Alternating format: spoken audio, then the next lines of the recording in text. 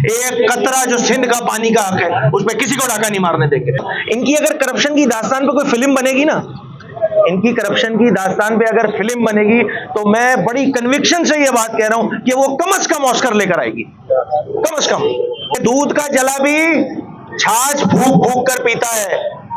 अगर peoples party समझती है कि ये कैनाल का मसला जो है वो सिंध के पानी के हक पे जो है वो डाका मारा जा रहा है, तो सदर पाकिस्तान एक और मीटिंग कर लेना, उसी तरह कह देना यार उसमें कि ना कपे छह कैनाल ना कपे, कहानी खत्म हो जाएगी। ये क्यों बेवकूफ बनाया हुआ सिंध की आवाम को यार इन लोगों ने।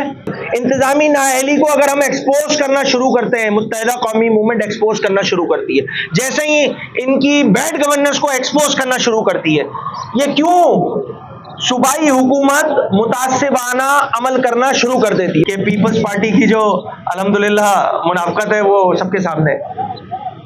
वो फारूक भाई ने बोला था ना, मुंह इधर करते हैं तो वो अप्रूवल हो जाती है उन 6 कैनाल की, मुंह सिंध की जानिब घुमाते तो बोलते हैं ना कपे।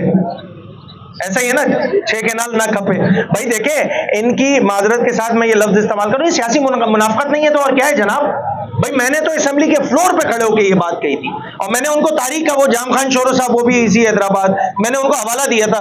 वो ऐसे तो बड़े एक्सपर्ट बनते भूल गए थे उस दिन कि थल कैनाल के इशू पे जो सबसे पहला एहतजाज हुआ था जो सन 2003 में MQM पाकिस्तान हुकूमत में मौजूद थी, हमने उस थल कैनाल के इशू के अगेंस्ट जाके अपनी हुकूमत के सबसे पहला एहतजाज अगर किसी ने किया तो वो मुत्तहिदा कौमी मूवमेंट पाकिस्तान थी। पीपल्स पार्टी तो अपोजिशन में थी, उनको तो ज्यादा राइट बनता था कि इस इशू पे जो है वो सिंध की आवाम के साथ हाथ से हाथ मिलाए, आवाज से आवाज मिलाए।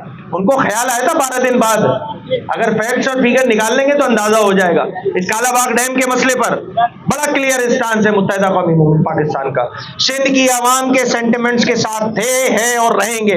मुनाफिकाना पॉलिसी नहीं करेंगे कि जुलाई 2024 में बैठ के जो है आपके सदर पाकिस्तान बैठ के अप्रूवलें देते हैं, 6 मीटिंग्स करते हैं, और उसके बाद पीपल्स पार्टी जब सूबे में आ जाती है, मैंने तो फ्लोर पे ये बात कही थी कि भाई अगर रिजेक्शन करनी है, अगर पीपल्स पार्टी समझती है कि ये कैनाल का मसला जो है वो सिंध के पानी के हक पे जो है वो डाका मारा जा रहा है, तो सदर पाकिस्तान एक और मीटिंग कर लेना, उसी तरह कह देना यार उसमें कि ना कपे छह कैनाल ना कपे, कहानी खत्म हो जाएगी। ये क्यों बेवकूफ बनाया हुआ सिंध की आवाम को यार इन लोगों ने।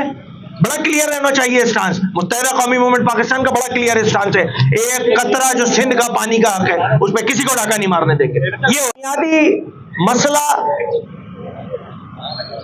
शहर हैदराबाद, और मैं as a divisional headquarter Hyderabad की अगर मैं बात करूं तो तालीम का निज़ाम है, बच्चे तालीम हासिल करते हैं, स्कूलों में हासिल करते हैं, कॉलेजेस में हासिल करते हैं, और यहाँ बोर्ड्स मौजूद हैं जो वो उनसे इम्तिहानात लेता है।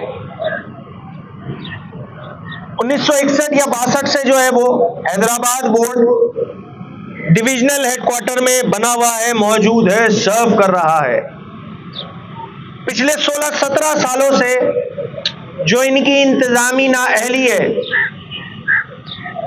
एक इंतजामी नाअहली इन सरकारी बाबुओं की है जिनको ये जिम्मेदारी लगाई हुई थी कि इन बोर्ड्स में आपका बुनियादी काम क्या है। इन बोर्ड्स का बुनियादी काम बच्चा पूरे साल तैयारी करे, नवी जमात में इनके साथ इनरोल हो, और इनरोल होने के बाद ये बहैसियत बोर्ड ये इनकी जिम्मेदारियों में शामिल है, ये इनके जॉब डिस्क्रिप्शन का पार्ट है कि ये इन बच्चों से इम्तिहानात लें, उनको रिजल्ट दें और अगली क्लास में उनकी तरक्की हो जाए। ये इनका बुनियादी काम है।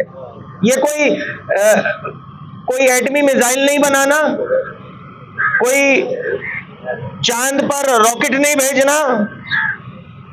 ये एक बुनियादी नुक्ता है जो इस बोर्ड का काम होना चाहिए, और सिंध में जितने भी डिविजनल हेडक्वार्टर में बोर्ड बने हुए हैं उनका बुनियादी जॉब डिस्क्रिप्शन है। बदकिस्मती के साथ ये मसला वैसे तो पूरे सिंध का है, मगर आज चूंकि खास तौर पे हम हैदराबाद में मौजूद हैं, तो इस हैदराबाद बोर्ड में भी इंतजामी नाअहली उरूज पे पहुंच गई थी, उरूज पे पहुंच गई थी। यहाँ पैसों के एवज, रिश्वत के एवज ये सरकारी बाबू बच्चों के मुस्तकबिल से खेलते हैं। हैदराबाद का एक एक बच्चा, एक एक माँ बाप, पेरेंट जितने भी हैं, वो सब